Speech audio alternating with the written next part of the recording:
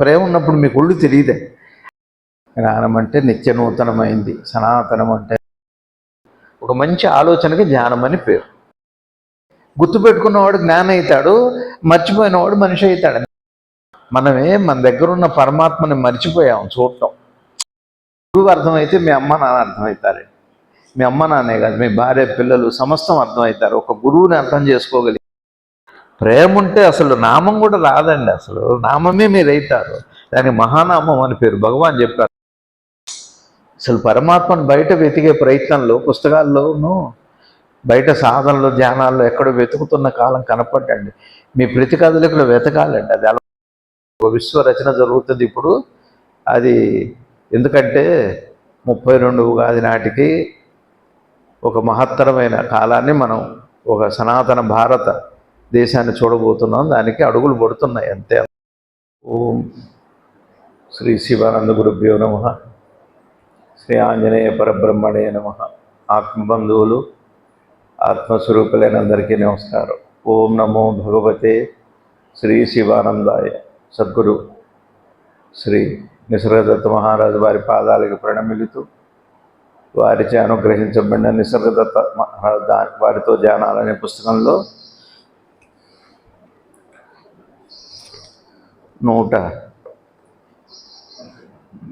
119వ చాప్టర్లో 2వ పేర చెప్పుకుంటున్నాం.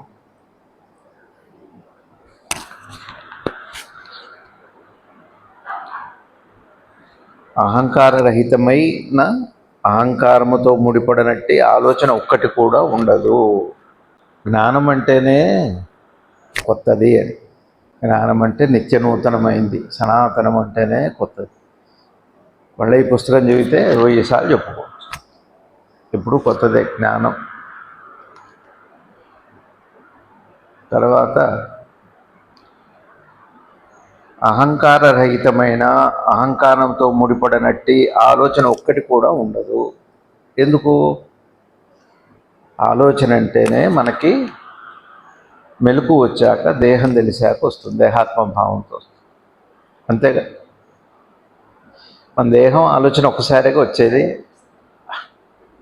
మెలకు అంటేనే దేహం తెలుస్తుంది, దేహంతో పాటు ఆలోచన, ఆలోచనతో పాటు దేహం వస్తేనే ఆలోచన. దేహం లేకుండా ఆలోచన ఉండదు. మరి కల్లో దేహం లేకుండా ఆలోచిస్తున్నామంటే దేహాత్మ భావంతో, దేహాత్మ భావన ఉంటుంది అక్కడ, దేహం ఉండదు. దేహం వచ్చాక దేహం ఉన్నప్పుడు ఉండే ఆలోచనలు ఈ చైతన్య, ఈ ప్రపంచంలో జీవనం కోసం ఉంటాయి, అనుభవం కోసం ఉంటాయి. కళలన్నీ అనుభూతి కోసం ఉంటాయి.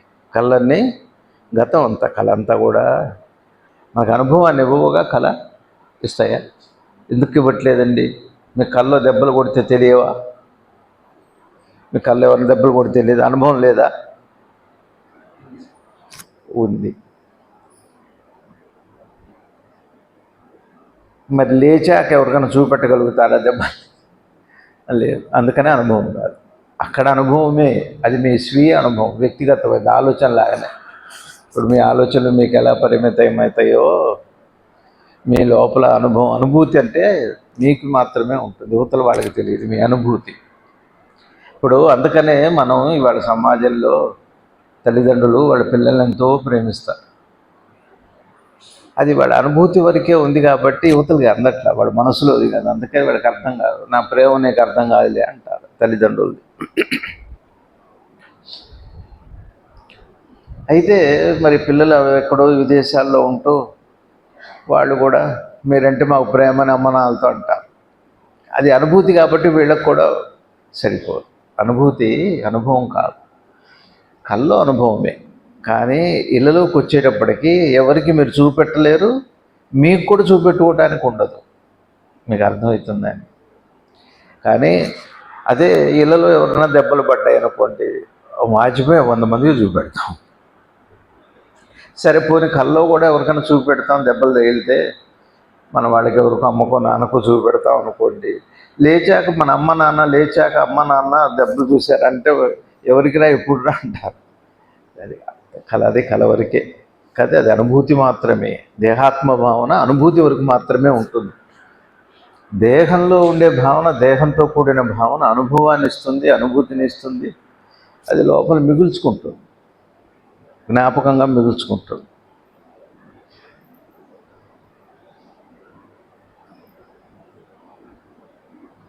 అవునా? అర్థమైందా? ఈ పాయింట్ అర్థమైందా మాస్టర్? మీకు అర్థమైంది? అందుకని ఇక్కడ చూడండి, అహంకారరహితమైన, అహంకారముతో ముడిపడనట్టి ఆలోచన ఎప్పుడు వస్తుంది మనకి? దేహం వచ్చాకనే వస్తుంది. దేహం వచ్చాక వచ్చింది ఏమిటి? అహంకారం అంటేనే నేను దేహం అనే భావన కదా. కాబట్టి ఆలోచన దేంతో కూడి ఉంటుంది? అహంకారంతో కూడే ఉంటుంది. నేను మొన్న ఆదివారం చెప్పింది వేరు, ఇవాళ చెప్పుకునేది వేరు. మళ్ళీ ఇదే రేపు ఆదివారం వేరేగా ఉంటుంది. సరే, ఒక ఆలోచన అర్థము చేసుకున్నట్టుకు వేరే ఒక ఆలోచనను సృష్టించు ద్వారా నీ స్వార్థపూరితమైన బుద్ధిని శుద్ధి చేయము. అది ఏమంటున్నారంటే, ఒక ఆలోచనను అర్థము చేసుకున్నటకు వేరొక ఆలోచన సృష్టించడం ద్వారా నీ స్వార్థమైన పూరితమైన బుద్ధిని శుద్ధి చేయము. ఇక్కడ ఇది మీకు తేలిక అర్థమైనట్టు చెబుతాను నేను. మనందరం కూడా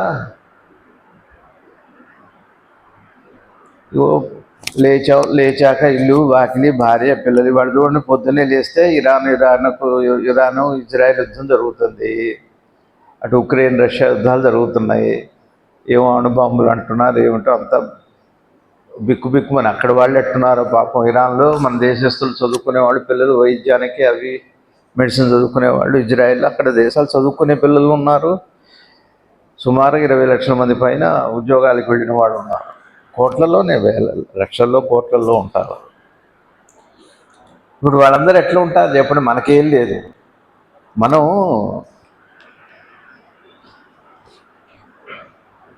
ఈ కోవిడ్ వస్తుందని మాస్కులు పెట్టుకున్నారు, మీరు అందరూ బాగానే ఉంది. ఏది ఒట్టి కోవిడ్ వస్తుందో రాదు, ఇప్పుడు ఎక్కడి నుంచో రావాలి. అది ఈ మాత్రానికే మన ఇతరం మాస్కులు 2 పెట్టుకున్నారు ఒక్కొక్కళ్ళు. సరే, ఉన్నవాళ్ళు 3 కూడా పెట్టుకున్నారు. అది కాదు నేను అన్నది. ఉన్నవాళ్ళు అంటే మాస్కులు ఉన్నవాళ్ళని, డబ్బులు ఉన్నవాళ్ళని కాదు. ఏదో ఇంకోటి అంటారు, ఎందుకంటే పెట్టుకుంటారు. అక్కడ మరి అది ఆ రేడియేషన్ని మాస్కులతో ఆగేది కాదు. అది ఏవో యాక్టివేట్ అయితే అది. సరే, గంభీరంగా ఉంది కాలం, మనం చెప్పుకుంటూనే ఉన్నాం. సరే, పనిలో మాటగా చెబుతాను నేను. సరే, మాస్కులతో ఆగేది కాదు అది. పరమాత్మ యొక్క నామంతోనే ఆగాలి. ఈ కష్టకాలంలో ఇప్పుడు ఏం చేస్తారు మనం? ఇంత కష్టం. ఇప్పుడు పొద్దున్నే లేవగానే మనకు గుర్తొచ్చేది ఇదేగా, యుద్ధం ఏమైందో అని వెంటనే యూట్యూబ్ చూసుకుంటాం ఏం చెబుతారో అని. వార్తలు ఎలా ఉన్నాయి మొన్న చూశారుగా పాపం. 12వ తారీఖున ఇప్పుడు 270 మంది చచ్చిపోయారు పాపం. ఎక్కడో అన్నం తింటానికి కూర్చున్నారు, 1:35 నిమిషాలకి 30 మంది డాక్టర్లు పాపం చచ్చిపోయారు. Students, PG students. వాళ్ళకి తెలియని కూడా తెలియదు పాపం. ఏదో పచ్చడి ఇష్టంగా తిందామని ఏవో కూరలో ఎవరి పిల్లలు పాపం. కాలం గంభీరంగా ఉంది, మనకు తెలియదు. మనం ఇక్కడ కూర్చొని సత్సంగం చెప్పుకుంటున్నాం, అది వేరు విషయం. కానీ తెలిస్తే ప్రార్థన చేస్తుండేవాడు. వాడెవడో ఒక్కడు బతికాడు. 242 మంది విమానాల్లో ఉంటే అతనికి ఆశ్చర్యం ఉంది, ఎటు బతికాను అని. నన్ను ఏదో విసిరేసినట్టుగా పడ్డానంటాడు. అదే చాలా ఆశ్చర్యంగా ఉన్నాయి. ఒక కుటుంబం, పిల్లలు, జల్లలు, 2 పిల్లలు, భార్య, భర్త. ఆయన చీఫ్ మినిస్టర్ గారు ఒక్కడే కొడుకు, కొద్ది కాలం క్రితం యాక్సిడెంట్లో పోయాడు పాపం. సరే, భార్య కూతురు దగ్గర ఉంది లండన్లో, తీసుకొచ్చుకుందాం అని చెప్పి బయలుదేరాడు. ఈయన పోయాడు. సో ఇదే గాథలు భయంకరమైన. ఎవరో ఒక ఆవిడ పాపం ఎక్కుదామని బయలుదేరింది. ఇంతలోనే ట్రాఫిక్ జామ్ అయింది, ఫ్లైట్ మిస్ అయింది, బతికిపోయింది. ఇప్పుడు తప్పిపోయినందుకు ప్రార్థన చేస్తావు, భగవాన్ రక్షించావు. అది గణపతి విఘ్నం కలిగించి రక్షిస్తాడు, విఘ్నం కలిగిస్తాడు. అందుకే గురువుగారు చెప్పారు, విఘ్నం కలిగిస్తాడు కాబట్టి విఘ్నేశ్వరుడు. అంటే అనుకూలతకి విఘ్నం కలగాలి, ప్రతికూలతకు కూడా విఘ్నం కలగాలి. అనుకూలత విఘ్నం అంటే ప్రతికూలతకి విఘ్నం కలుగుతుంది, అప్పుడు అనుకూలమవుతుంది. మీకు అనుకూలతకు విఘ్నం కలిగినప్పుడు అది మీకు ప్రతికూలం అవుతుంది, దాన్ని విఘ్నమే అన్నాం. అది లాజికల్గా అటు ఇటు ఎట్టా అని చెప్పి. సరే, ఎందుకు ఈ మాట చెబుతున్నా అంటే, మీరు ఈ మాటకి ఇందులో ఉంది కాబట్టి అర్థం కావటానికి చెబుతుంది. ఇప్పుడు ఇన్ని కష్టాలు ఉన్నాయి, మనకు ఒకే ఒక ఆలోచన ఏమిటి? ఇన్ని ఆలోచనల మధ్య దైవం, శివుడు, రుద్రుడు, రాముడు, కృష్ణుడు. అందుకే ఇవాళ ఒక చిన్న నోట్ రాశాను నేను. ఇవాళ ఆదివారం అందరూ కాస్త ఎక్కడున్నా మన వాళ్ళ కోసం, పిల్లల కోసం ఆంజనేయ స్వామికి అంత ఎక్కడున్నా మన వాళ్ళు ఏం ఎక్కడున్నా అది ఇక్కడున్నా కూడా ఏం వాళ్ళకి ఎప్పుడు అదే అలహాబాద్ వాళ్ళు ఫ్లైట్లో వాళ్ళు పోవాలి, ఇక్కడ తినేవాళ్ళు ఎందుకు పోతారు? అన్నం తింటున్నారు పాపం, అక్కడే ఉన్నారు వాళ్ళు, ఫ్లైట్లో లేరుగా. గండం ఎవరికి? ఫ్లైట్కి 1000 డిగ్రీల సెంటిగ్రేడ్తో వచ్చింది వేడి. అసలు మనం ఇక్కడ 50కి ఓ జనరల్ కూడా పనిచేయట్లేదు జనరల్గా. మనకే 50కి అబ్బా అబ్బా బుస్సు బుస్సు, కొంతమంది లేచిపోతారు కూడా. అంత 50 డిగ్రీలకి 1000 డిగ్రీలు అంటే ఆలోచించండి, నీకు మిగిలేది ఏముంది? భయంకరంగా ఉంటా. ఎంత బాధపడ్డారో అనిపిస్తుంది. చంటి పిల్లలు, శిశువులు, పసిపిల్లలు. మరి ఎవరైతే మన వాళ్ళేగా, వాళ్ళు మనమేగా. అదే మన వాళ్ళు ఉంటే దుఃఖం మనకి తెలిసేది. మన వాళ్ళే వాళ్ళు కూడా. సంబంధం లేదు కాబట్టి బాధ లేదు, కానీ మనకి పోయిన వాళ్ళతో సంబంధం లేదు కాబట్టి బాధ లేదు. కానీ బాధతో సంబంధం ఉంది కాబట్టి బాధపడవచ్చు. కాబట్టి సంబంధించిన వాళ్ళే వాళ్ళు. బాధతో సంబంధం ఉన్న వాళ్ళందరూ కూడా సంబంధించిన వాళ్ళే. అందరూ బాధ ఉందే కదా, అందుకే ధర్మం అన్నారు దాన్ని. మీకు అర్థమవుతుంది? అందుకని మనకున్న ఒకే ఒక పరిష్కారం ఈ కాలంలో దైవ నమస్మరణ. ఎవరికి ఏది ఇష్టం. నాకు నమ్మకం ఆంజనేయ స్వామి సకల ముక్కోటి దేవతా స్వరూపుడు కాబట్టి, సూర్యభగవానుడు శిష్యుడు కాబట్టి, నవగ్రహానికి ఆయన రాజు కాబట్టి, రుద్రాంశ సంబుద్ధుడు కాబట్టి, ఈ ప్రళయకాలంలో రక్షించగలిగిన వాడు ఆంజనేయుడు అని నా విశ్వాసం. పర్లేదు మీకు ఎవరి మీద ఓ నువ్వు భగవతే రుద్రాయ అంటాం. కాస్త కొద్దిగా ఇవాళ వీలైతే అందరి కోసం ఎక్కడికి పోయి జరగకూడదు. పాపం ఇరాన్లో వాళ్ళు కూడా బాగుండాలి. ఇప్పుడు ఇజ్రాయెల్లో భయంకరంగా పట్టం మీద పడ్డది. ఏమవుతుందో తెలియదు. ప్రమాదం మనకు కూడా పొంచి ఉంది. అట్లా ఉంటే మరి ఏమో, మరి చెబుతున్న విన్న విషయాలను బట్టి భయంగానే ఉంది. మరి మీకు భయం లేకపోవచ్చు అది వేరే విషయం, కానీ ఎందుకంటే మేము మాస్క్ పెట్టుకున్నాక మాకు భయం లేదు అనొచ్చు. అది కాదు, ఈ మాస్క్ ఆ రేడియేషన్ ఏం చేయలేదు.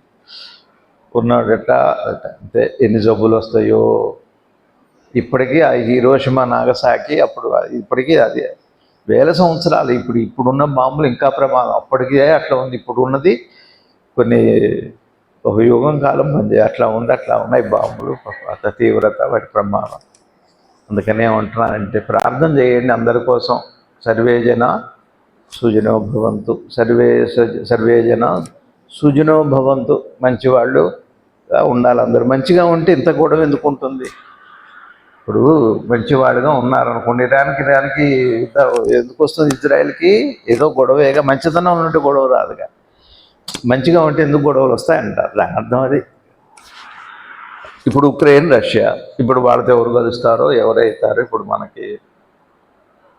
మనకి ప్రసాదాల దగ్గరే మొన్న ఇప్పుడు అరుణాచలం చూశారు కదా, ఎక్కడ జ్ఞానక్షేత్రం అది జ్ఞానక్షేత్రం. జ్ఞానం కోసం వెళ్ళాలి. కాశీ వెళ్ళినా, అరుణాచలం వెళ్ళినా మీరు ఏదైనా క్షేత్రం 2 కోసం వెళ్తాం. ఒకటి మన ఈతి బాధలు పోవడానికి, 2 జ్ఞానం కోసం. దానికోసం ఉండేవాళ్ళు దానికి. అట్లా ముఖ్యమైన క్షేత్రాలు అరుణాచలం ఒకటి, శ్రీశైలం ఒకటి, మన దగ్గర అమరావతి ఒకటి. ఇవన్నీ క్షేత్రాలు గురువుగారు చెప్పారు. శ్రీశైలం అత్యద్భుతమైన క్షేత్రం అది. సరే కాశీ వెళ్తాం అనుకో, కాశీ వెళ్తాం, అరుణాచలం వెళ్తాం. మన అరుణాచలంలో 3 కిలోమీటర్ల లైనట ఆ గుళ్ళో, అరుణాచలేశ్వరుడి దగ్గర. మన రోజుకి 20 లక్షల మంది, 15 లక్షల మంది వేలల్లో వస్తున్నారు జనాలు. ఎందుకు నాకు తెలియదు, కానీ విమర్శ కాదు. కానీ ఆ కర్ణాటక వాళ్ళకి ఉన్న ఆంధ్ర వాళ్ళకి ఫైటింగ్ అయింది. తొక్కిసో గందరగోళం, దెబ్బలు. వాళ్ళని విడిదిట్ట, వీళ్ళని వాళ్ళదొట్ట. దేనికి పోయారో ఇట్టనే తిరుపతిలో చచ్చిపోయారు. ఏమిటో అర్థం కావట్లేదండి కాలం.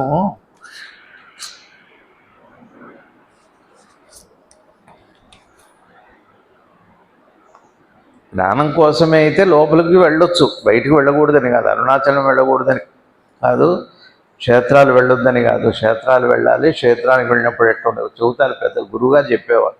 ఒక గురు దర్శనం చేసుకున్నాకైనా, క్షేత్ర దర్శనం చేసుకున్నాకైనా స్ట్రైట్గా ఇంటికి వెళ్ళిపోవాలి. ఎక్కడికి వెళ్ళకూడదు.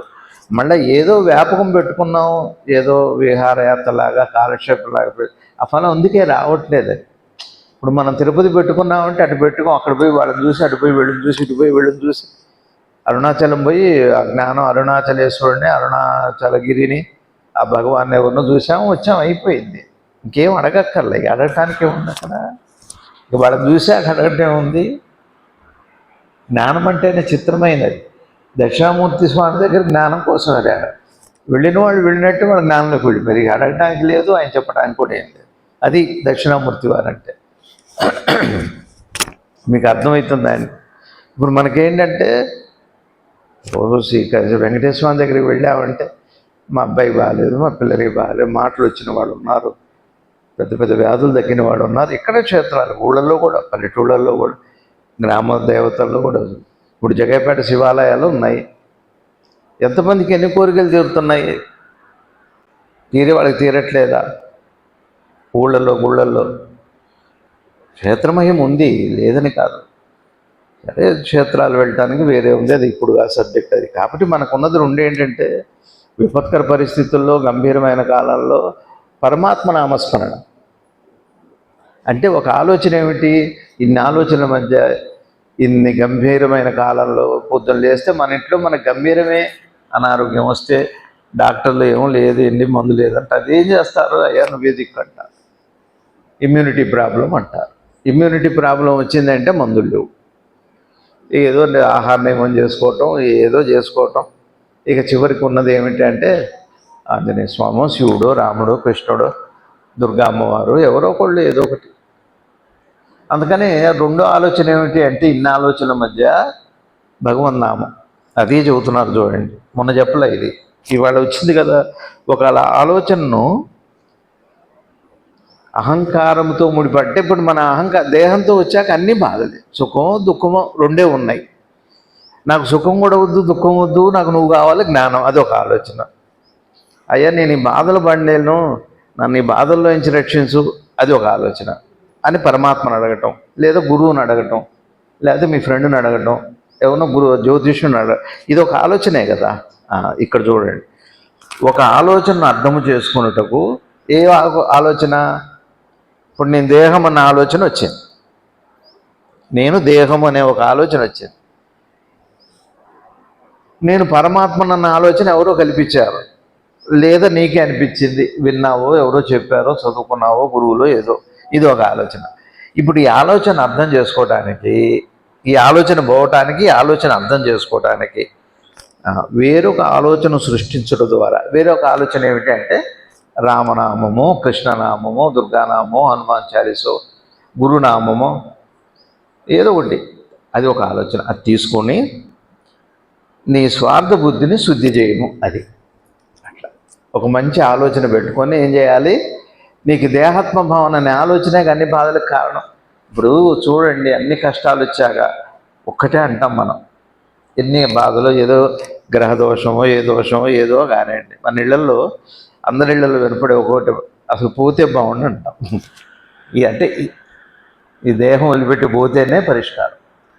దేహం వదిలిపెట్టిపోతే ఒక పరిష్కారం, దేహం నేను కాదని మనసులో ఇచ్చిపోతే అది మహాపరిష్కారం, ఉత్తమోత్తమైన పరిష్కారం. దానికోసం ఇంకో ఆలోచన ఏంటి? ఆలోచన భగవన్నామం, గురునామం, గురుస్మరణ, క్షేత్ర దర్శనం. ఒకసారి అంతే, కాశీ ఒకసారే వెళ్ళాలంటారు గురువు గారు, తప్ప వెళ్ళేది కాదు. ఇప్పుడు మనం వెళ్తున్నామంటే వ్యాపారం చేసేవాడు వెళ్తాడు, అక్కడ పోయి ఒత్తులో గిత్తులో కాశీదారాలు తెచ్చుకోవటం, అది వేరు వ్యాపారాలు. మనం ఒక్కసారే వెళ్ళి జ్ఞానం తేప అడిగేది కాదు. ఎందుకు తేప జ్ఞానం అడగకూడదు అని అంటే, ఒకసారి అడిగాక ఆ ప్రయత్నంలో ఉండాలి. అది ఇంకో ఆలోచన అంతే. ఇక జ్ఞానం అడిగాక దానికి తగ్గట్టుగా ప్రవర్తించడం. ఇప్పుడు చూడండి, ఒక ఆలోచనను అర్థం చేసుకున్నట్టు ఏమిటి మనకున్న ఆలోచన? దేహం నేననే ఆలోచన. వేరొక ఆలోచనను సృష్టించడం. వేరొక ఆలోచన ఏమిటి? నామమో, జ్ఞానంతో కూడిన ఒక భావమో ఏదో పెట్టుకొని నీ స్వార్థపూరితం. ఇప్పుడు స్వార్థమేగా అందరినీ. ఇజ్రాయిల్ యుద్ధం జరుగుతుంది, స్వార్థమే. మన ఇళ్లలో అత్తాకోడల మధ్య గొడవ జరుగుతుంది, స్వార్థమే. కీర్తి కావచ్చు, ఆధిపత్యం కావచ్చు, ఏ కారణం ఏదన్నా కావచ్చు, ఒకలాగా ఉన్నాం కదండి. ఇక్కడ ఎవరు అంటున్నారు, ఇప్పుడు ఇదివరకు మగపిల్లల తల్లిదండ్రులు ఏడిపిస్తారు, ఇప్పుడు ఆడపిల్లల తల్లిదండ్రులే డామినేషన్, ఆడపిల్లల సంవత్సరాలు అంటున్నారు. ఇప్పుడు మాకు వచ్చిందండి మేము అని అంటున్నారు. అది అని ఎవరో చెబుతున్నారు, ఎవరో చెప్పారండి, మీకు కూడా ఎవరో చెప్పే ఉంటారు, చెప్పడానికి కాదు. కానీ అయితే మాస్క్ పెట్టుకున్నారు కాబట్టి మీరు చెప్పట్లేదు, అంతే. నేను మాస్క్ లేదు కాబట్టి చెప్పగలుగుతున్నా. అంటే ఒక ఆలోచన పెట్టి ఏం చేయాలి, నీ స్వార్థపూరిత ఆలోచనల్ని శుద్ధి చేసుకోండి అంటున్నారు. చేసుకుంటే ఏమవుతుందట, ఏమవుతుంది, నేను దేహం అనే భావం పోతుంది. నేను దేహం అనే భావం పోయాక ఇంకా నేను దైవం అనే భావంతో పని లేదండి. ఇదే జ్ఞానం అంటే. తేలిక.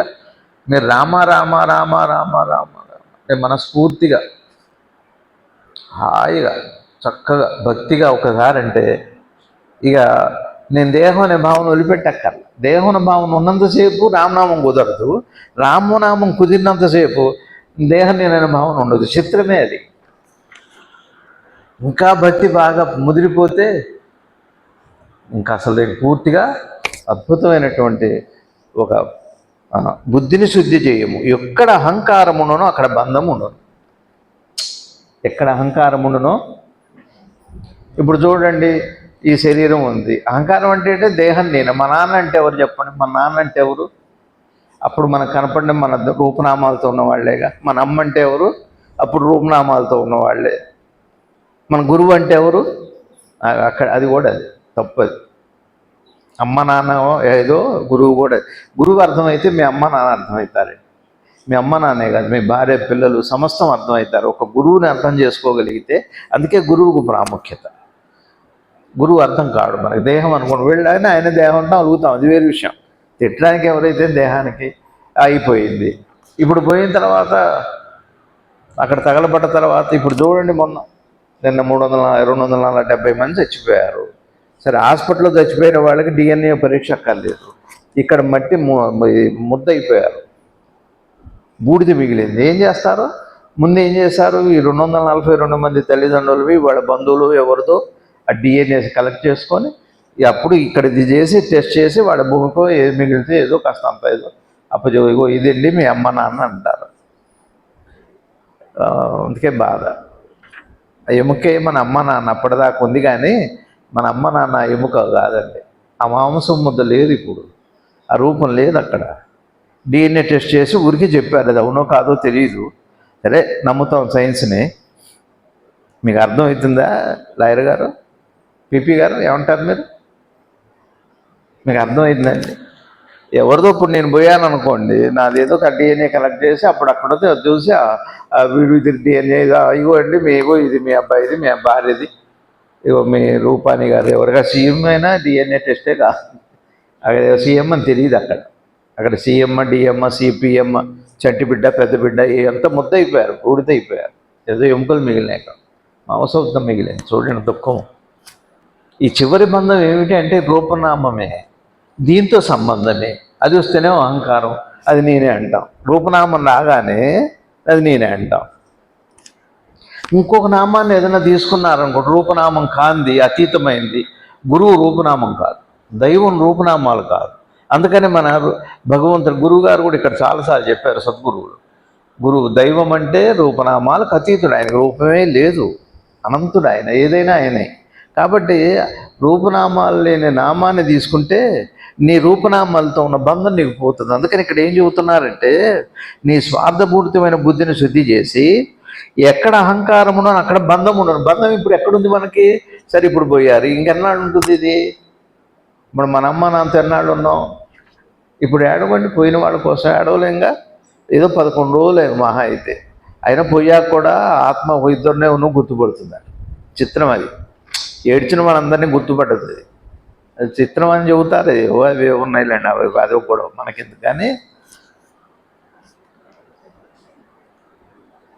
ఆ చచ్చిపోయాక ఒకసారి ఆత్మ బయటకు వచ్చి, అయ్యో నా భార్య ఏంటి ఏడవట్లేదు, మరి ఏం చేస్తాం, అయ్యో ఏడవట్లేదు అని ఏడుస్తాడు. స్నేహితులు రాలేదు, ఎవరు రాలేదు, బట్టలు రాలేదు, బట్టలు బోల్డ్ ఉన్నాయి, బట్టలు రాలేదు, డబ్బులు రాలేదు, ఏవి రాలేదు. బంధం ఎంతవరకు ఉంది? ఇది నాది అని అనటానికి ఎంతవరకు ఉంది? దీంతో సంబంధం ఉండాలి, ఈ ఎరుక ఉండి అప్పుడు నాది అంటాం. అందుకని చచ్చిపోయాక అమ్మయ్య అంటారు. చచ్చిపోగానే అమ్మయ్య, ఇక మన ఇష్టం, ఇక పంచుకోవచ్చు. అందుకనే చచ్చిపోగానే ఆ గొలుసులు అన్నీ పీక్కుంటారు. ముందు అవి తీయండి అంట. వాడేమో తీయనివాడు బతికుండగా. ఒక్క గొలుసే ఉంటుంది మెడలో. సరే, ఎవరన్నా కానివ్వండి, గొలుసు ఉంగరం బతికుంటే తీయనివాడు. నేనేమని అంటాడు. పోగానే పక్కనే ఉన్న వాళ్ళు ఎవరు లేకుండా చూసేది తాగుతాడు. నాదన్ని టైం వాళ్ళు లేడు. ఇది నాది కదా మాది కదా అనేవాళ్ళు ఎవరూ లేరు. ప్రస్తుతం నాది అనిపించుకుంటాడు వాడు కూడా. అది సంబంధం ఉన్నంత వరకే. ఒకవేళ ఎవరన్నా చూశారనుకోండి, ఆ సంబంధం అందరితో పోతుంది. వాడికి దానికి ఉన్న సంబంధం ఇంతే. ఇది మనకి గుర్తుండదు, అందుకే ధైర్యంగా ఉంటాం. కానీ వాడు ఇక్కడ అంత యుద్ధం జరిగి అంతమంది 1000 మంది పోయారు. ఇప్పటికీ ఒక్కళ్ళు కాదు, 1000 మంది పోయారు. మన ఉక్రెయిన్ అది గాజా ప్రాంతాల్లో 1000 మంది, 10,000 మంది పిల్లలే పోయారు. ఆకలి అలమటించి, నీళ్లు లేక, అన్నం లేక. సరే కానివ్వండి. నేనేమంటున్నానంటే, ఇప్పుడు మీకైనా బంధము అంటే నేను ఒకటే గుర్తుపెట్టుకోండి, సుఖమైన దుఃఖమైన బంధమే. ఇప్పుడు మీకు ఆరోగ్యంగా ఉన్నారు, మనం ఆరోగ్యంగా ఉన్నాం. ఈ దేహం ఉన్నంత వరకు నేను సుఖపడతా దాంతో. సపోజ్ నేను పోయాను అనుకోండి, ఆ సుఖం పోయిందిగా. సపోజ్ నాకు జబ్బు చేసింది, చాలా తీవ్రమైన జబ్బు చేసింది, ఆ బాధ నాతో బంధం ఎంతసేపు? దేహం ఉన్నంతవరకు ఆ బాధ కూడా. అందుకే పోతే పోతుంది. అసలు నేను పోతే మీ ఇంట్లో ఎవరికి ఏ బాధ ఉండదు. డైలాగులు మనకి ఇంట్లో రోజు వినపడే డైలాగులే. నేను పోతే మీకు ఏ బాధ, నేనని దేన్ని అంటున్నాడు వాడు? దీన్నే అంటాడు. మనం నేననేది దీన్నే. క్లియర్గా ఉన్నాం మనం. మళ్ళీ నేనెవరిని అడుగుతాం కానీ, నేనెవరిని అంటున్నాం కానీ, నేను పోతే బాధ పోతుందని ఇది అనుకోనే పోతున్నావుగా. అనుకొని పోతున్నావు కాబట్టి మళ్ళీ తప్పకుండా రావాలి అనుకోకుండా. ఈ భావన పోయేంతవరకు, నేను దేహం కాదని తెలిసేంత వరకు రాకపోకలు తప్పు. బాగా గుర్తుపెట్టుకోవాలి ఈ విషయాన్ని. నేను దేహం అనే భావన ఉన్నంతవరకు మళ్ళా పుట్టాల్సిందే, మళ్ళా చావాల్సిందే. జననపి పునరపి మరణం, పునరపి జననం. బంధం బాధైనా, దుఃఖము బాధే, సుఖము బాధే.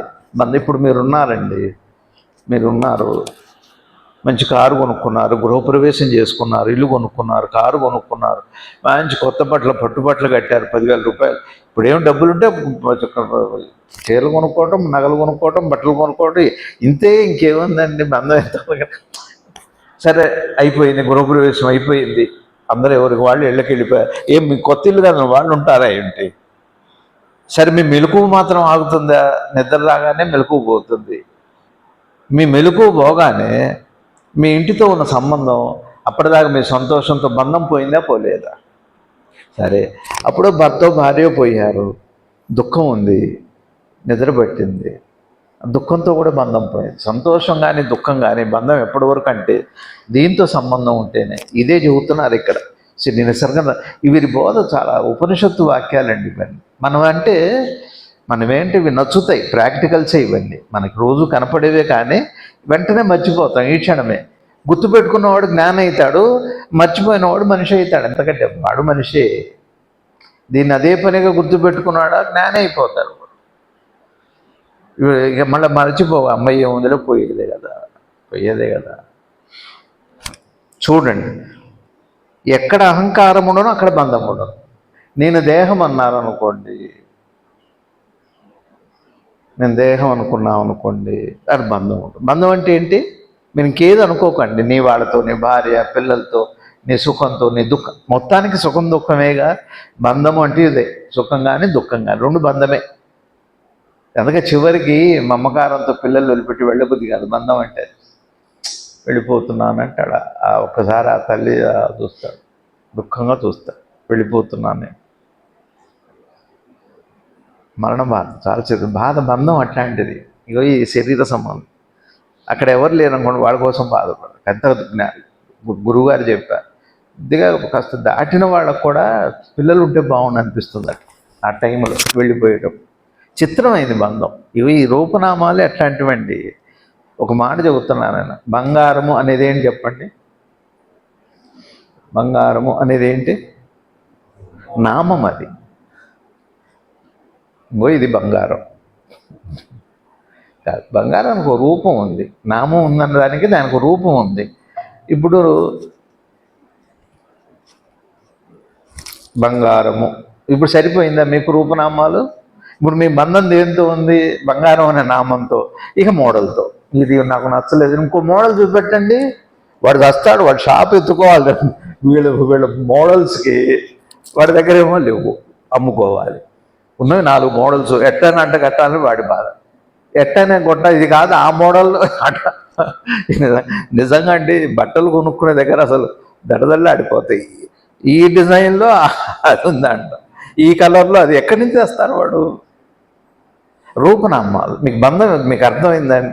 సో ఇప్పుడు దాంతో బంధం ఏర్పడింది. మీకు ఎవరో చెప్పారు నప్పింది మీకు ఆ బట్టని, మీకు ఆ బట్ట నప్పింది అంటారు. ఇక దాంతో బంధం ఏర్పడుతుంది. అది చిన్నగానివ్వరు, ఎవరికి ఇవ్వరు. మీరు కట్టుకోవడానికి కూడా మళ్ళీ ఆగమవుతుందిలే, మళ్ళీ ఎప్పుడన్నా కట్టుకుందా, ఫంక్షన్కి రావాయి పాడే. ఇక్కడ లాగానే సత్సంగం లాగానే పండగలు ఎప్పుడేమో సెలవులు లేవు, సెలవులు ఎప్పుడేమో పండగలు, మొత్తానికి సత్సంగమే లేదు. సత్సంగం ఎప్పుడు చేసుకోవచ్చు, ఎందుకంటే కష్టాలు బంధం ఉన్నంతసేపు సత్సంగం ఉండాల్సిందే. మీకు సుఖం దుఃఖం ఉంది కదా, బంధం ఉంది కదా. బంధం అంటే మీకు అర్థమైందా అండి? సుఖం పోతుందనే ఒక బాధ, దుఃఖం వస్తుందేమో అనే ఒక బాధ, ఇదే బంధం అండి. వదలలేము మనం దాన్ని, చాలా కష్టం అండి. మీరు నిద్రపోయినా ఒకవేళ యాత్రకు వెళ్ళా లేవగానే ఒకసారి చూసుకుంటాం, లేపే నిద్రపోయాకే ఉంది బంధం, కాసేపు అవుతుంది తాత్కాలికంగా. మనసులో ఎంచిపోతేనేమో ఉన్నా పోయినా ఒకటే, ఉన్నా లెక్క చేయడం. భగవాన్ అట్టనే ఉన్నారు. సద్గురు శివానంద గురుదేవులు వారు చెప్పాక మీకు నా కళ్ళతో చూశాను నేను.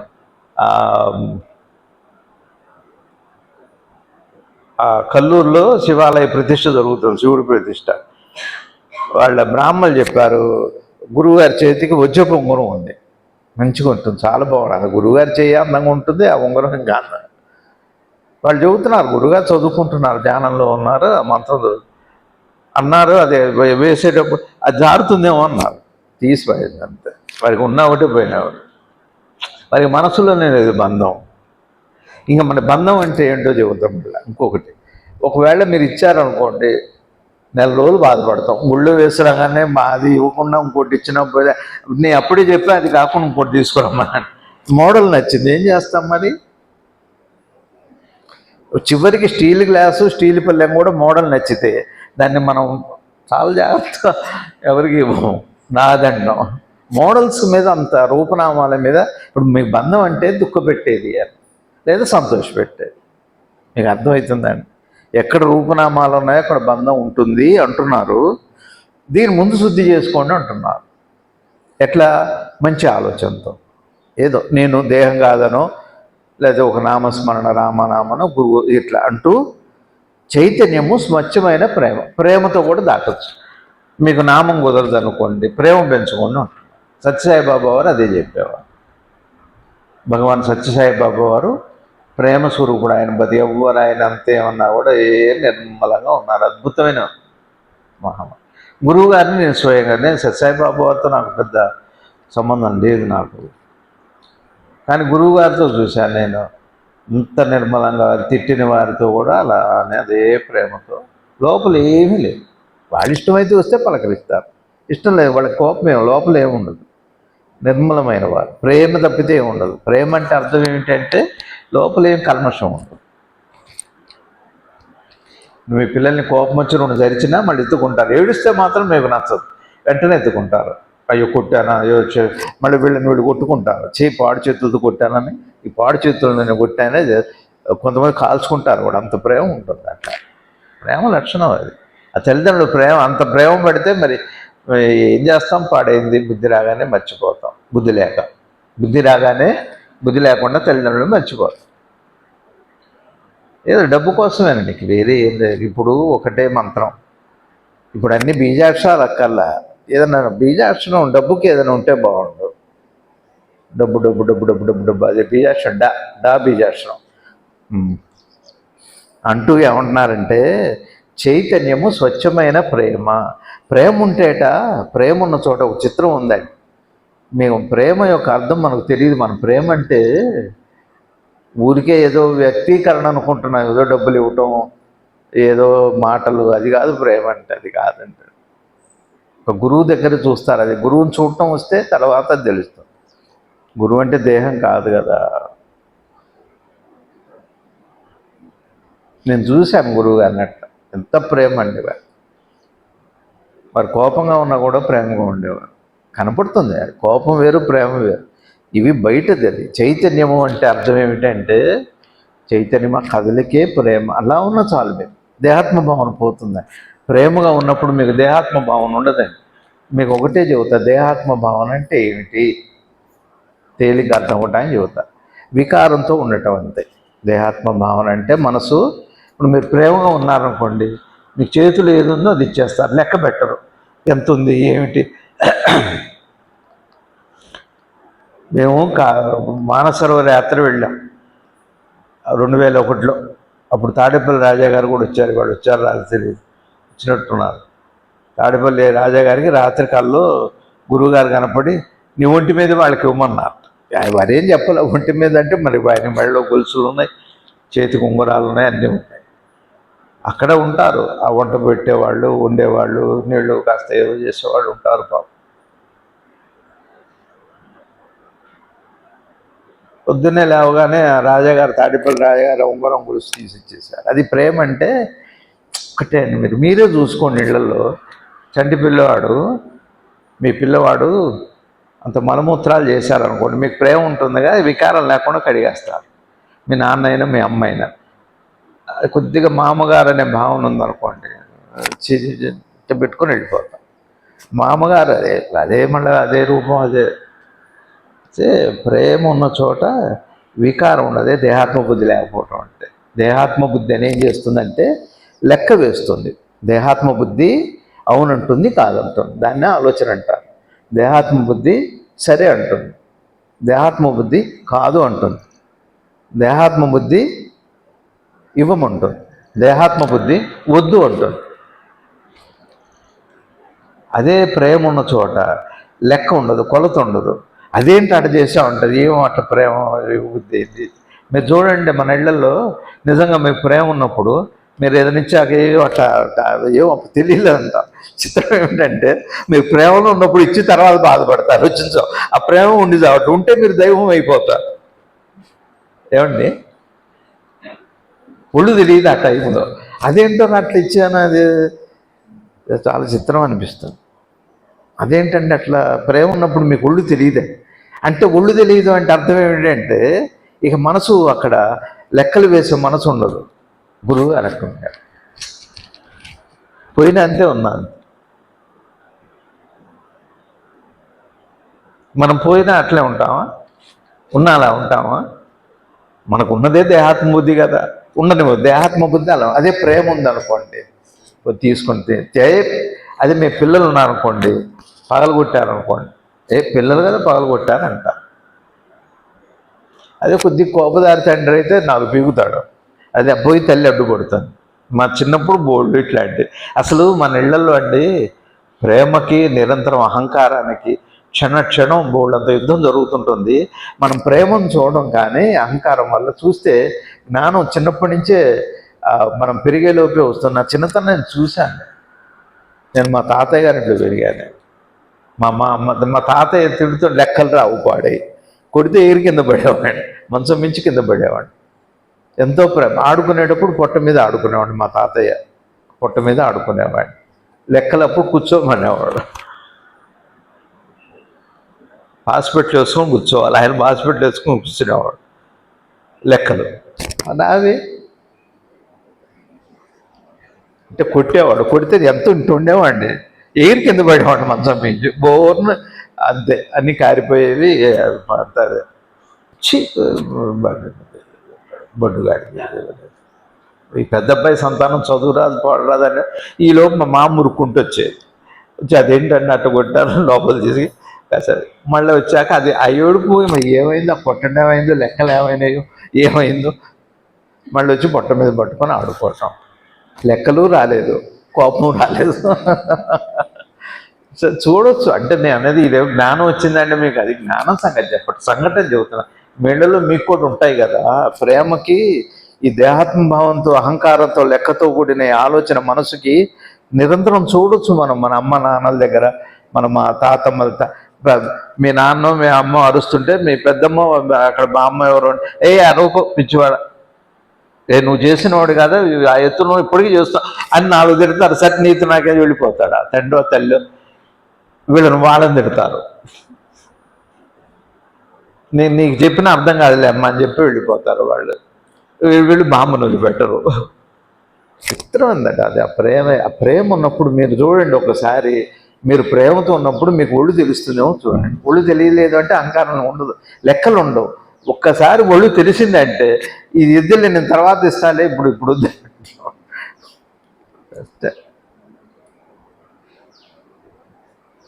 ప్రేమ ఉందంటే ప్రేమ ఉంటే అసలు నామం కూడా రాదండి. అసలు నామమే మీరు అవుతారు. దానికి మహానామం అని పేరు. భగవాన్ చెప్పారు, తర్వాత ఇప్పుడు చెబుతాను మీకు. డాక్టర్ గారు ఫాలో అవుతున్నారా? మీరు ప్రేమతో ఉన్నప్పుడు చూడండి, ₹1,00,000 ఫీజు అయినా అవుతుంది కదా, ఇప్పుడు వద్దులే నాన్న పర్లే ఉందిలే అంటారు. ఇంటికి వెళ్ళాకనే పడతాయి.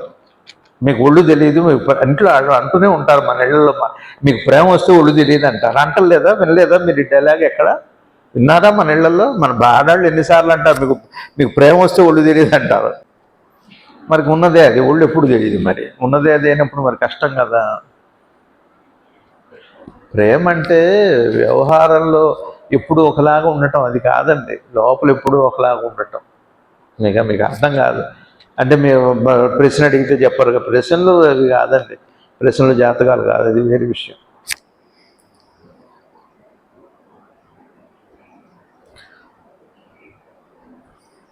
చైతన్యము, స్వచ్ఛమైన ప్రేమ. ఎప్పుడన్నా చూసాము మనం ప్రేమని? చూసాం.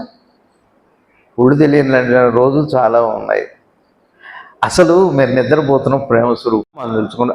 ఎవరికైతే దేహాత్మ భావన పోయిందో అట్లాంటి గురువు యొక్క నామాన్ని మనస్ఫూర్తిగా తలుచుకుంటే మనకున్న దేహాత్మ భావన పోతుంది. ఇది గురు పూజ, దీన్నే సేవ అన్నారు. నేను గురువు ఒకటే అని అంటాం కాదు. ఎవరికైతే, ఏ గురువుకైతే మీరు నమ్మారో ఇతనికి అయింది, ఇతను ఆత్మజ్ఞానం అని మీకు అనిపించిన వాడు, ఆయనకి రూపనామాలతో ఆయనకి ఆ స్పృహ ఉండదు, ప్రేమ స్వరూపుడు ఆయన. వారి నామాన్ని మీరు తెలుసుకోండి. మీకు భగవాన్ ఇష్టం అనుకోండి, మీకు ఈ జ్ఞానం కావాలనుకోండి, ఈ దుఃఖం, బంధం పోవాలి. బంధం పోవటం అంటే అర్థమైందా? బంధం అంటే మన పిల్లలతో కాదు, భార్య భర్తలు, ఇక నేను మొహం చూడండి మీరు నాకు బంధం అది కాదండి. భర్తకు వేళటికి టిఫిన్ పెట్టాలి, దూరంగా చూడాలి, వాటికి అవన్నీ చేసుకుంటూ సుఖం దుఃఖం అనే బంధం, అసలు బంధం అది. మనకి బంధం వల్ల బాధవే అందం, బంధం. ప్రబంధాలు చదవటం కాదు, ప్రతిబంధం, బాధే ప్రతిబంధం. మీకు అర్థం చేసి ఇప్పుడు ఇంట్లో నుంచి మీరు 4 రోజులు ఊరు వెళ్ళండి, వెళ్ళగలుగుతారేమో. వదిలిపెట్టబుద్ధి కాదు. భార్య అయినా, భర్త అయినా, పిల్లలైనా, ఇల్లు అయినా, ఆ మంచం అయినా, ఆ దిండు అయినా, పరుపు అయినా, ఆ దుప్పటైనా, దుప్పటి అప్పటికి ఉతక్క 10 ఏళ్ళు అయింది, అయినా సరే దుప్పటే కావాలి మనకి. అక్కడ హోటల్లో ఇది కూడా తీసుకెళ్తాం మనం. ఈ దుప్పటి కూడా అదేంటండి ఇక్కడ ఇచ్చాం కదా, కాదండి ఈ దుప్పటి మంచిది అంటే బంధం అట్లాంటిది. మీకు మురికి మీకు తెలియదు, మీకున్న బంధం అట్లాంటిది. మన బంధం మీకు అర్థమవుతుందా? బంధం అంటే మీకు దేంతో అటాచ్మెంట్ ఉందని వదిలిపెట్టలేం. అది మంచమైనా కంచమైనా. మళ్ళీ వచ్చేంత వరకు నాకు ఉండదుగా చింతకాయ పచ్చడి అంటాం. నార్త్ పోతున్నారు, ఎక్కడ దొరికితే ఇడ్లీని మీకు అక్కడ ఇడ్లీ చేసి పెడతారే, దుఃఖంగా ఉంటుంది. ఆ 4 రోజులు ఇడ్లీలు పెట్టడం. శివుని చూడటం ఇష్టమే, అది వేరు విషయం. అక్కడ చాలా ఉన్నాయి చూసేవి. శివుణ్ణి అరగంటే చూస్తాం కాశీ వెళ్ళి. తర్వాత హోటళ్ళు, ఈ ముందు మన సౌత్ ఇండియన్ ఇడ్లీ పెట్టే బాధే బంధం. కానీ అక్కడ పిల్లలు కాదు, మీ బాధ మీకు బంధం అయింది. బంధము అంటే కట్టిపడేస్తుంది. ఇజ్రాయెల్ వెళ్ళి అడిగితే అదే కనపడుతుంది. గురువుగారు చెప్పారు, నిర్లిప్తత వైరాగ్యం వేరు కాదు, ఇవన్నీ మనం తర్వాత చెప్పుకోవాలి అంటూ. గురువు అనగా చైతన్యము. గురువును జ్ఞాపకం ఉంచుకున్నట్టు గొప్ప భాగ్యము. అందుకనే ఈ దేహాన్ని వదిలించుకునే ఆలోచన కంటే కూడా గురువుని జ్ఞాపకం పెట్టుకో, తేలిక, హాయిగా. గొప్ప ఆయన సాక్షాత్తు చైతన్య స్వరూపుడు. అసలు ఆయన గుర్తుండటం గొప్ప భాగ్యం అంట. మాకు గుర్తుండదండి దురదృష్టవశాత్తు. ఈ బయట ప్రపంచంలోకి వెళ్ళాక ఈ బంధ ప్రపంచంలో బాధ యొక్క లక్షణం అట్లాంటి. బాధ తీపిగా ఉంటుంది. తెలిసి వలచి విలపించుటలో తీయదనం ఎవరికి తెలుసు? మనిషి గతి ఇంతే, మనసు గతి ఇంతే. మనసున్న మనిషికి సుఖము లేదంతే. బంధము బాధ తీయగా ఉంటుంది. బాధ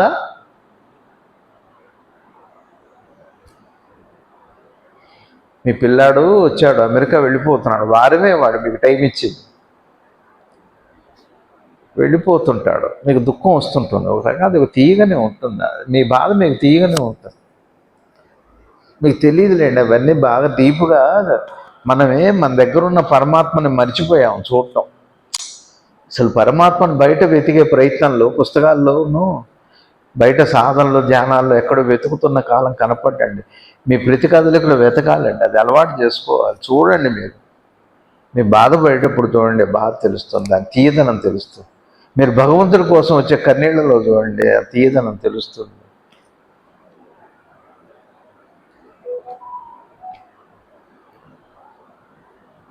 గురువును జ్ఞాపకం ఉంచుకుంటే గొప్ప భాగ్యం. పెద్ద పెద్ద మహావాక్యం చెప్పారు ఆయన. గురువు జ్ఞాపకం ఉండాలండి. తినేటప్పుడు ఏం చేసినా మేము మా గురువు గారిని భక్తి అంటే ఆయన చెప్పింది మర్చిపోతారు. ఉపయోగం ఉంది. గురుభక్తి అంటే విగ్రహానికి దండం పెట్టి నైవేద్యాలు పెట్టి పళ్ళు ఇచ్చి అవి చేయటం కాదండి. గురువు నిరంతరం మీకు జ్ఞాపకం వస్తున్నాయంటే అంతకంటే భాగ్యం లేదు, అంతకంటే సేవ లేదు. పెద్ద పెద్ద మాటలు కాదు కావాల్సింది, గురువు బోధ జ్ఞాపకం. గురువు జై గురు అంటే, జై గురు అంటే ఆయన మీ హృదయం నిలిచిపోవాలి. మీ పిల్లలు గుర్తొచ్చినట్టుగా గుర్తు రావాలి. మొన్న వారెవరో చెబుతారు, పెద్దలు చెబుతారు, అదే చెబుతారు. జీవితంలో చూస్తే బతికుండగా, అది చచ్చిపోయాక బతికుండగా వాళ్ళకి ఏం పెట్టావు, పోయాక మా అమ్మకి ఇది ఎంతో ఇష్టం, అబ్బా తిను, ఇంకేం చేస్తావు, అమ్మకి ఇష్టం అని పెట్టావు, నీకు బీపీ నీకు వద్దని అంటావు, నువ్వు తినకూడదు అంటారు. 180 డిగ్రీలు 360 డిగ్రీలు తలకాయ తిప్పుతారు. కొద్దిగా పెట్టి ఏం కాదులే, ఉంటే ఉంటాం, పోతే పోతాం, అదే పోతే పోయాం వాళ్ళు అంట. నువ్వు పోవటానికి వెళ్ళలేదు, నీకు పెట్టడానికి కూడా కుదరదు అంటారు. వాళ్ళేమో పెట్టమని అంత పెట్టు అంటారు. అంత పెట్టి ఏం కాదులే. ఇక చచ్చాక బతికున్నంత కాలం మా అమ్మకి ఇది చాలా ఇష్టం, అమ్మకి అది ఇష్టం చేయకుంటాం మెక్కటం. బతికుండగా ఆవిడకి పెట్టిన మాటలే తండ్రికి పెట్టిన ఎక్కడో దాఖలాలైతే లేవు.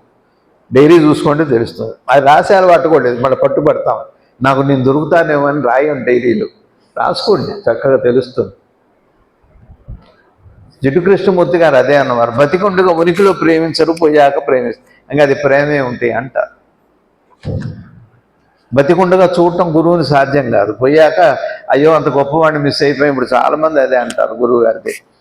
ఎవరిదైనా అంతే, మీ పరిస్థితి అయినా ఆ పరిస్థితి అంత అంటారు లోకంలో. గురువు జ్ఞాపకం ఉంచుకుంటే గొప్ప భాగ్యము, ఇది తపస్సు అండి. మీకు మీ గురువు 24 గంటలు గుర్తొస్తున్నాయంటే ఇంతకంటే భాగ్యం లేదు, అదే తపస్సు. దేహాత్మ భావన పోవటానికి ఇప్పుడు మీకు అర్థమైందా ఈ మాట? ఇది గుర్తు పెట్టుకోవటమే వేరొక ఆలోచన శుద్ధి చేయటేసేది ఇదే. ఇది వారు చెప్పేది ఈ సారాంశం. గురువు అనగా చైతన్యము, గురువును జ్ఞాపకం ఉంచుకోవడం. నీ చైతన్యము సర్వవ్యాపైనటువంటి గురువు. నువ్వెవరో కాదు, నీ గురువే. నీకు తెలియట్లా, నా గురువు వేరు నేను వేరు అంటున్నావు. నేను గురువును ఆరాధించాలంటావు, నేను గురువుని తలుచుకోవాలంటావు. ముందు అనుకో, తప్పులేదు. కానీ అసలు నీకు భవిష్యత్తులో నీకు దరిమిలా తెలిసేది ఏమిటి అంటే, నేనెవరో కాదు, నా గురువే. నా ప్రతి కదలిక, నా శ్వాస, నా శరీరం, నా చర్మం, నా సర్వము నా గురువే అని అప్పుడు తెలుస్తుంది. ఆ తెలిసే రోజు రావాలంటే ముందు తలుచుకోవడం అలవాటు కావాలి.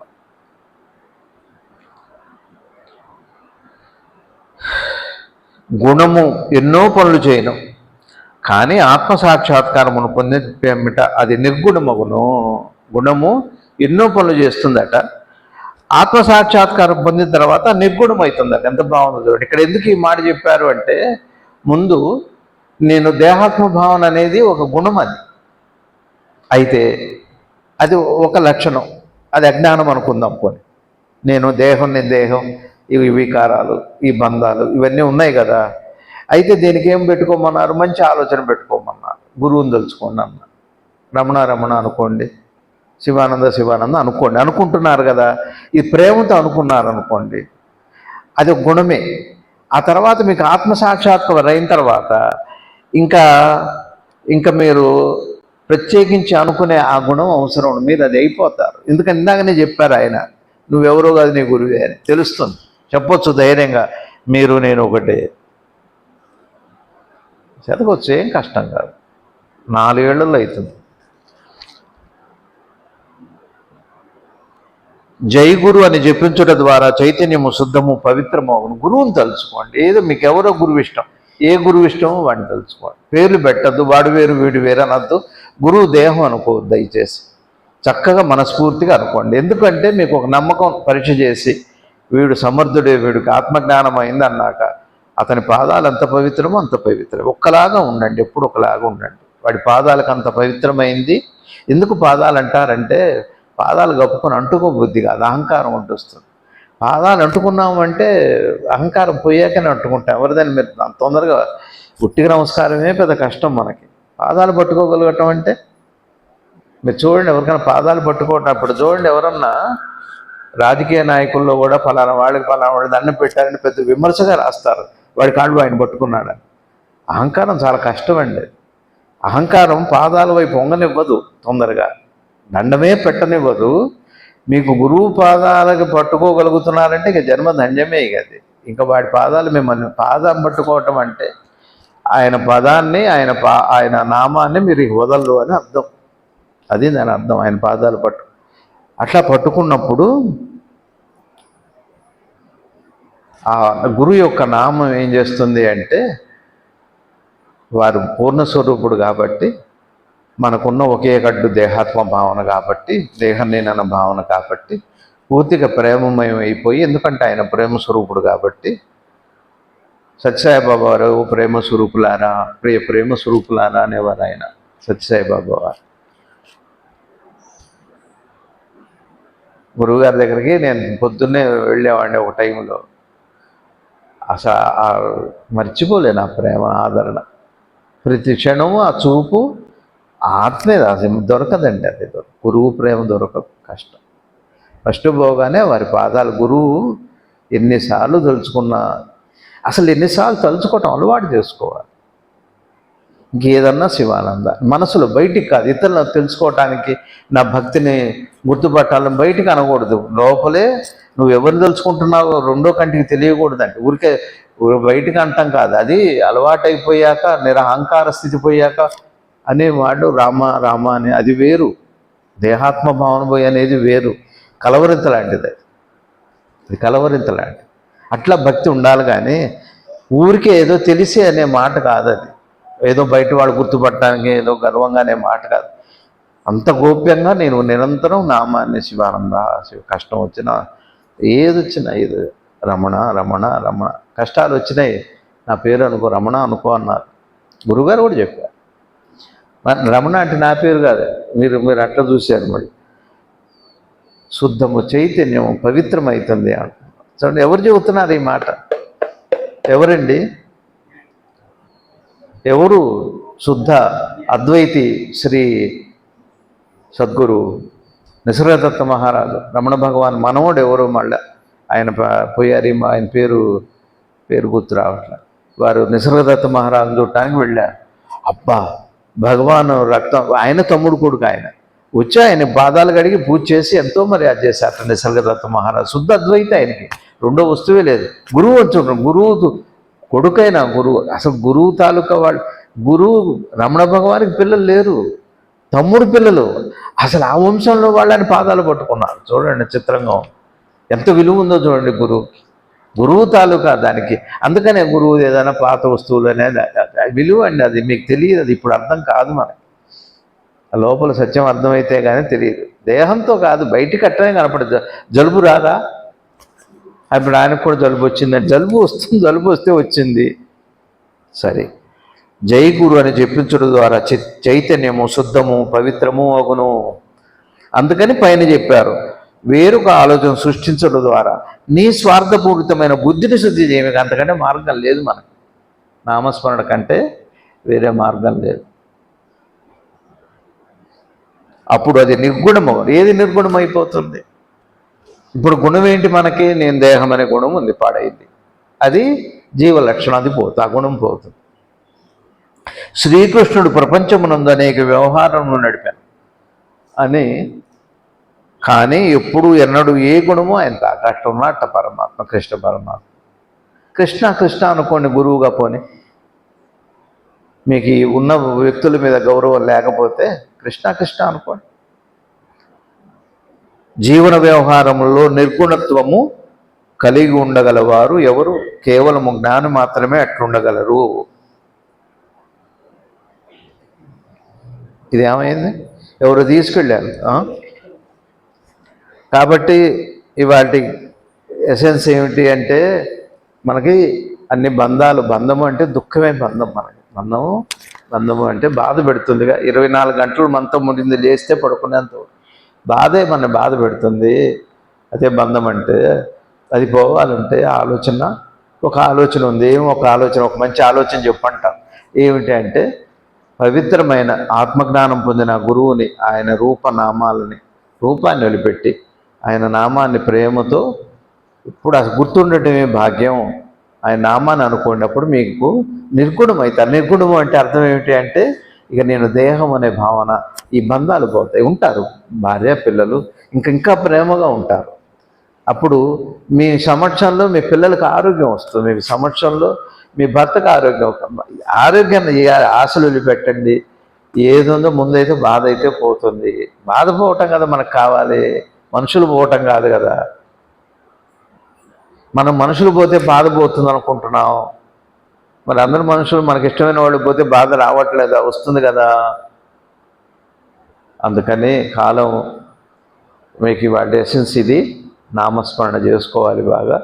ఇవాళ బాగా అర్థమైందా? తేలిక అర్థమైందా? కష్టంగా ఉందా? నిర్గుణం చేసేది కేవలం నామానికి. ఒక మంచి ఆలోచన, ఒక ఆలోచన ద్వారా శుద్ధి చేసుకోండి అని ఇది వాళ్ళ శ్రీ నిసర్గదత్త మహారాజు వారి బోధ. కాబట్టి ఒకవేళ ఇంటికి వెళ్ళినా కుదిరితే ఇవాళ ఆదివారం నాడు దేశం, ప్రజలు, నా బంధువులు, నన్ను ఇష్టపడేవాళ్ళు, నన్ను ప్రేమపడేవాళ్ళు, నా స్నేహితులు, నన్ను ద్వేషించే వాళ్ళు కూడా బాగుండాలి స్వామి అని కాస్త ఆంజనేయ స్వామి వారికి అంత గోధుమ పాయసం పెట్టుకోండి. వీలైతే అంటే ఇవి అవుతుంది అని కాదు, కానీ మనసుకు అట్లా అనిపించేది బాగలేదేమో, కాలం బాగలేదేమో. ముఖ్యంగా 18, 19, 20 తారీఖులు, 22, 23 తారీఖులు, 18వ తారీఖు నుంచి మనసుకి బాగుండాలని ఒక ప్రార్థన అదే చేశాను ఇవాళ. 22, 23 వరకు పెట్టుకోకండి. ఎక్కడన్నా మన వాళ్ళు బయలుదేరితే కూడా ఒకరోజు పోస్ట్ పోన్ చేసుకుంటాను, ఏమవుతుంది? ఒకరోజు వస్తారు, ఏమవుతుంది? ఏదో అవుతుంది, అది ఏం కావద్దని. ఇవందరిలో ఈ కల్మషాలు పోయి ఒక చక్కటి వాతావరణం సద్గురువులు కోరుకున్న సర్వే జన సుజనో భవంతు, సర్వే జన సుఖినో భవంతు, సర్వే సుజన సుఖినో భవంతు అనే ప్రార్థన ఈ ప్రస్తుత కాలంలో ఓం నమో భగవతే రుద్రాయ. అది ఎవరో కాదు, ఆంజనేయుడే రుద్రుడు సాక్షాత్తు ఆ స్వామి. అది గురువు వేరు కాదు. అట్టి చేయండి. వీలైతే వచ్చే ఆదివారం కూడా 22వ తారీఖు ఉంది కాబట్టి 20వ తారీఖు ముఖ్యంగా ప్రయాణాలు చక్కగా చెప్పండి. ఇవి చిన్నవి ఏమండి ఇక్కడికి ఆదివారం కదా రాకూడదు, రాకపోతే వస్తారా అంటే ఎట్లాగూ రావట్లేదు, అది వేరే విషయం. కాలం బాగుందా లేదా అని కాదు, కానీ జాగ్రత్తగా ఉండాలి, అందరూ బాగుండాలని నా ప్రార్థన. ఇదే నేను చెప్పిన జ్యోతిష్యం కాదు, ఏదో మనసుకి ఏదో అట్లా మనసుకు అనిపించింది, బాగలేదు కాబట్టి. ఇప్పుడు నాన్న కాలం బాగాలేదు వెళ్ళకని చెబుతారు ఇంట్లో పెద్దవాళ్ళు. నీకు జ్యోతిష్యం వచ్చా అని అన్నాలేం కదా, చెప్పారు, విందాం, ఏమైంది? మనసుకు అనిపించింది, అవ్వకూడదనే ప్రార్థన. అవుతుందని చెప్పట్లేదు నేను, అవ్వద్దనే ప్రార్థన. 18వ తారీఖు నుంచి ఒక రచన జరుగుతుంది, మీకు తెలియట్లేదు, ఒక విశ్వ రచన జరుగుతుంది ఇప్పుడు. అది ఎందుకంటే 32 ఉగాది నాటికి ఒక మహత్తరమైన కాలాన్ని మనం ఒక సనాతన భారత దేశాన్ని చూడబోతున్నాం. దానికి అడుగులు పడుతున్నాయి అంతే, అంతకంటే ఏం లేదు. అది ఎట్లా వెళ్తామో తెలియదు. మనం అందరు బాగుండాలి, ధర్మంలో ఉండాలి. ధర్మమే మన రక్షిస్తుంది. ధర్మం అంటే మీరు ఒక గుడికి వెళ్ళి గుడి నుంచి మళ్ళీ ఇంటికి వెళ్ళటం కూడా ధర్మమే. ఊరికే 4 వ్యాపకాలు పెట్టుకొని వాడితో కాసి చిట్చాట్ చేసేయాలా? గురువు కోసమే, జ్ఞానం కోసమే అడగండి. బంధం పోవటానికి అడగండి. మీ భర్తలతో మాట్లాడద్దు, మీ పిల్లలతో మాట్లాడద్దు, విడిపోండి, ఎక్కడన్నా తపస్సు అట్లాంటివి ఇవ్వండి. ధ్యానం అనే మాట అంటే, ధ్యానం అంటే ఏం లేదు, గుర్తుపెట్టుకోండి. ధ్యానము అంటే మనకున్న బంధాన్ని పోగొట్టుకునే ఆలోచన ధ్యానం. మీకు ఒక మంచి ఆలోచనకి ధ్యానం అని పేరు. మీకు అర్థమవుతుందా? మంచి ఆలోచన ఏమిటి? మంచి ఆలోచన ఏం చేస్తుందంటే ఆ ఒక్క ఆలోచన కూడా పోగొడుతుంది. మంచి ఆలోచనకున్న ఒక మంచి లక్షణం ఏమిటి అంటే తనను కూడా తను పోగొట్టుకుంటూ ఒక భగవాన్ రమణ మహర్షులు వారు అద్భుతమైనది చెప్పారు. ముళ్ళుతోనే తీస్తాం, 2 ముళ్ళు పారేస్తాం. అట్లా ఒక మంచి ఆలోచన చెడ్డ ఆలోచన తీసేయటమే కాకుండా తను తాను కూడా తీసేసుకుంటుంది. ఇది మంచి ఆలోచనకున్న ఒక మంచి లక్షణం, అది మంచి లక్షణం. అందరికీ నమస్కారం. 10ంటికే పూర్తి చేసా, ఏం పర్లేదు, గంభీరంగా ఉంది. అందుకే మీరు ఇంతసేపు చెబుతున్నారు. వస్తున్నారుగా పాపం, ఎవరు అమలాపురం నుంచి వచ్చారు, హనుమంతరావు గారు వారి పేరు. ఎందుకు అంత దూరం నుంచి వచ్చారు? సంతోషం, మంచి భావన, మంచిదే అది. ఇంత దూరం రాగలగటం అంటే మాటలు, ఆదివారం ఇల్లులు పెట్టి అన్ని ఇష్టమైన పచ్చళ్ళు చేయమంటాం, ఆ ఒక్క రెస్ట్ కూడా వదులుకోవటం అంటే బంధమే, బాధే. అందుకని వదిలిపెట్టుకొని వచ్చారంటే మరి అది తప్పక మంచి వైపు తీసుకెళ్తాను. ఆదివారం ఇక్కడికి రావటం అంటే విశేషమే, అది సామాన్య విషయం ఏం కాదు. కాబట్టి అన్ని మంచి విషయాలే. బహుశా అర్థమైందని అనుకుంటాను. తర్వాత రేపు 20వ తారీఖు మనం ఎట్లాగో రేవతి హోమం జరుగుతుంది కాబట్టి ఏమో వీలైతే రాండి, అందరూ చక్కగా బాగా చేసుకుందాం. ఎట్లాగా ఆదివారమేనా, శుక్రవారం అయింది రారా? శుక్రవారం అయితే శుక్రవారం మీరు రా,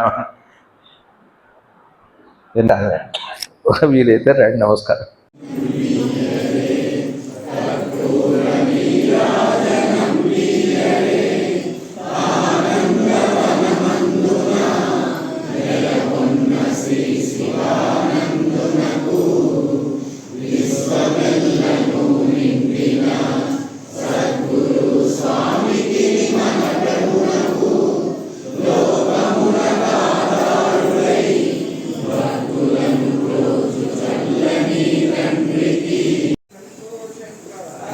శంకర హర శంకర శంభో శంకర. హర హర మహాదేవ్.